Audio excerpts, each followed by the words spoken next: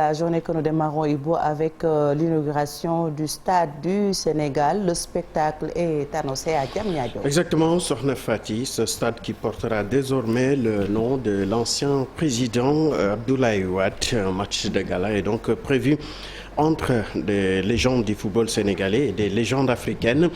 Donc une rencontre qui aura lieu aujourd'hui même. Le coup d'envoi de la rencontre est prévu donc à 19h heure GMT. La cérémonie inaugurale démarre toutefois à 16h avec une mise en place des invités arrêtés à 15h. Donc sur la liste des légendes sénégalaises, on attend déjà les anciens de Caire 86 à l'image de Oumar Gueye Sène, Thierno Youm, Racine Kane, Boubacar Sarr Locotte, Souleymane Sané. Souleymane n'avait pas participé, Malik.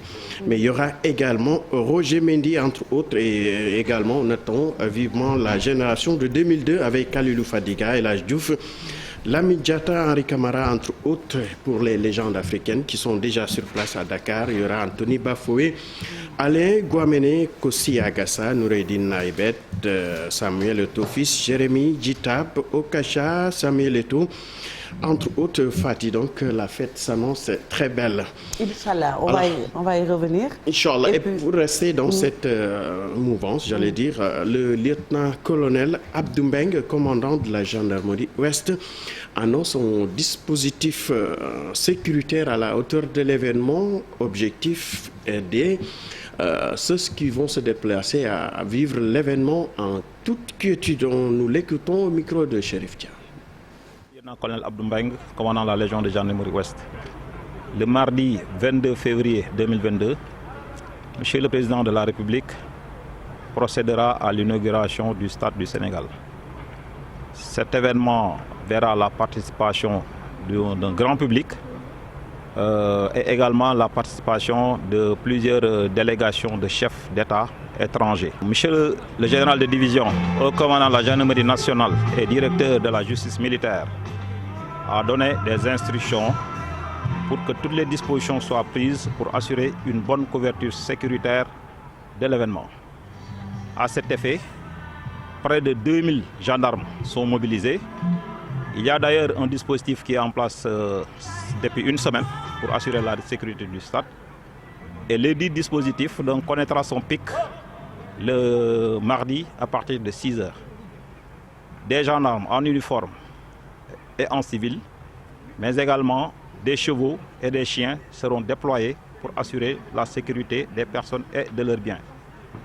Je dois préciser que nous aurons également la participation de 3 compagnies du groupement mobile d'intervention, donc de la police, qui viendront s'associer à la gendarmerie, donc dans le cadre de la collaboration entre les forces de sécurité. Donc je lance un appel au public pour un strict respect du plan de circulation qui est défini. Sokhna Fati, on parle d'autres choses après donc une vive altercation lors de la passation de service entre Aliou Sall et Ahmed Aïdara à la mairie de Guédiawaye. L'ancien maire Aliou Sall, qui a rencontré hier ses militants, annonce désormais avoir ou bien être dans les dispositions d'apporter la réplique à la hauteur des attaques du nouveau maire Ahmed Aïdara. On l'écoute dans cet élément. Nous avons été trop fair play. Nous avons trop joué la carte de la démocratie. À partir d'aujourd'hui, les acteurs politiques de Guédiawaye auront en face d'eux un autre Aliou Sall. Je vous ai averti.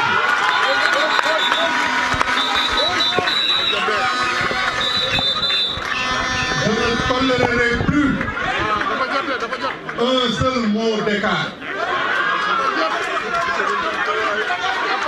Képp ku mu fontoo dinaa jaar sa kaw. Ce que je dis là, je le dis non seulement pour les acteurs politiques locaux, mais écoutez-moi.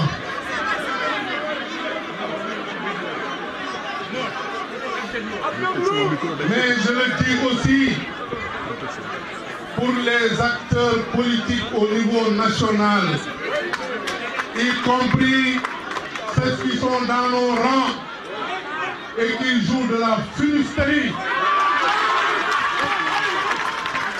qui ont donné de l'argent à l'opposition. Et dans les semaines à venir, je vais les dénoncer. Sokhna Fati, il s'agit donc des images de nos amis de Guédiawaye Info. Et puis manifestation des ASP, ces agents demandent au chef de l'État de réagir. À l'heure du bilan, avec 3 ASP radiés, un blessé, non encore pris en charge par la mutuelle des ASP, et après une manifestation non autorisée. En effet, donc, ces acteurs demandent au chef de l'État d'agir car ils estiment qu'ils sont dans une situation assez complexe. Écoutons à ce propos Edouard Préra, il était donc président des ASP de Ziguinchor au micro de Boubacar Diassi. Une caravane médicale comprenant des conférences scientifiques et des activités de soins vient d'être organisée à l'hôpital régional Ahmad Dansoko par l'association sénégalaise des gynécologues obstétriciens. Objectif de cette initiative, décentraliser les activités de l'ASGO, mais aussi apporter une expertise spécialiste. Bon, cette situation est injuste par rapport à moi, parce que nous ne sommes pas les seuls à descendre dans les rues, parce qu'il y a beaucoup d'ASP. Mais ils ont visé tout simplement les meneurs, pour les sanctionner. Si ils ont décidé de nous soutenir, mais après, il y a une médiation entre un chef religieux qui a pris une médiation entre la direction et les ASP. Bon, la médiation est en cours.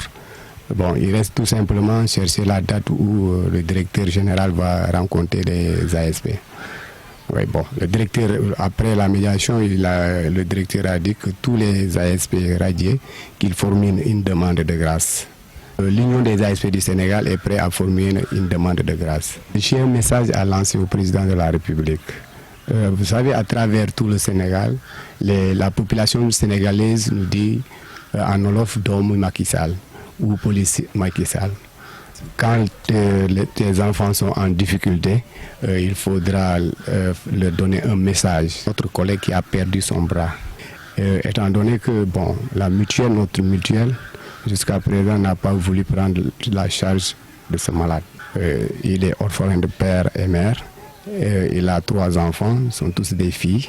Et je lance appel à des hommes de bonne volonté de pouvoir nous soutenir. Bon, on termine donc avec cet élan de solidarité de l'association des gynécologues obstétriciens du Sénégal à l'endroit des femmes de la région de Kédougou au cours d'une caravane médicale qu'elle a organisée. Plus d'une centaine donc de femmes ont bénéficié d'endoscopie et d'interventions chirurgicales gratuites.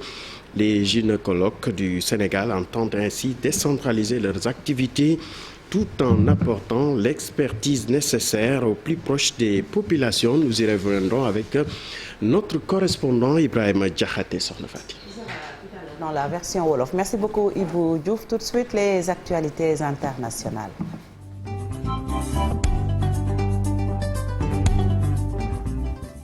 Notre Badiane Gor est en bleu aussi. Bonjour Adjaratou Fatkine, c'est un plaisir de te retrouver. Merci beaucoup Fatih, bonjour, bonjour à la team matinale, bonjour également aux téléspectateurs. En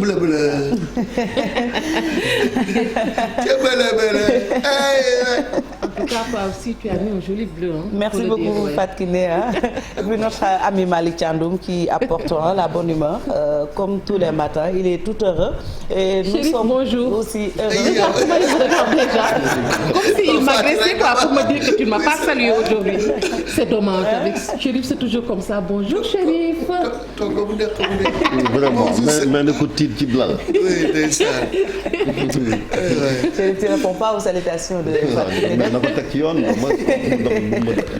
Chérif, vraiment, c'est un grand animateur. Chérif, nuyo du farata, mais fay nuyo farata, fay ko. Ne ko bonjour. Mais ne ko tek ci yoon dama bëgg d'abord mu respecter. Dis bonjour toi aussi. Non, tek ko ci yoon d'abord ni nga nuyo. Chérif bonjour. L'histoire avec l'histoire entre Fatkine ak Chérif moom, c'est une très très belle histoire. Je t'aime moi non plus. C'est ça. C'est ça. Alors Fatkine Dem, nous démarrons avec le Burkina Faso au Burkina Faso, où une explosion fait plusieurs morts. Une soixantaine de morts. Il s'agit d'une explosion de dynamite sur une mine d'or artisanal. C'est dans un village situé à une quinzaine de kilomètres de Gaoua, dans la région du sud-ouest.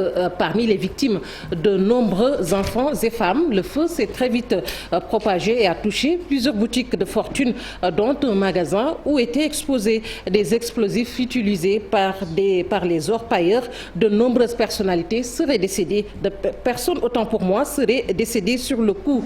D'importants dégâts matériels ont été enregistrés sur le site également. Des installations de fortune ravagées, des restes de tôles froissées, des arbres déracinés et projetés. Une enquête a été ouverte pour situer les causes exactes de cette explosion. L'engagement français au Sahel est en discussion ce mardi 22 février à l'Assemblée nationale. Le gouvernement fera une déclaration sur le sujet. Pour les différents groupes s'exprimeront les différents groupes, puis les différents groupes s'exprimeront. Un débat sans conséquence puisque Emmanuel Macron a déjà décidé de retirer les troupes françaises du Mali. Si pour tous les candidats à la présidentielle ce départ des soldats tricolores était invisible, il critique la stratégie du chef de l'État. L'annonce du départ des troupes françaises du Mali la semaine dernière a valu à Emmanuel Macron une volée de critiques de la part de ses adversaires politiques, de Jean-Luc Mélenchon à Marine Le Pen. Tous les candidats font le même constat. Et puis l'Égypte qui condamne l'inauguration du grand barrage de la Renaissance par l'Éthiopie dont nous parlions hier, Fatih.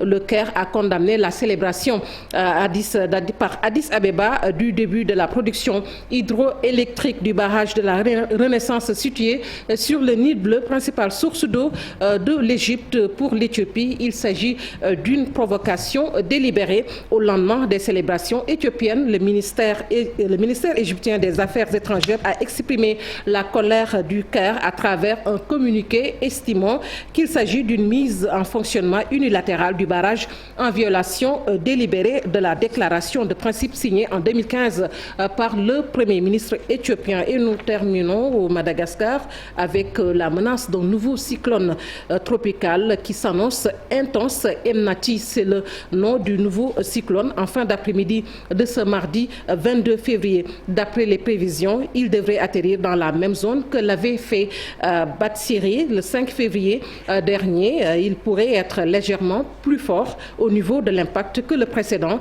Les vents moyens enregistrés lundi soir atteignaient les 190 km à l'heure. Les vulnérabilités de la zone déjà fortement affectée. Les autorités craignent d'énormes dégâts généralisés. Depuis lundi soir d'ailleurs, la côte est de l'île est en alerte rouge à Manandjari et dans ses environs, la population se prépare à ce deuxième phénomène climatique intense en l'espace d'à peine 17 jours. Fatih, c'est tout pour l'actualité hors de chez nous.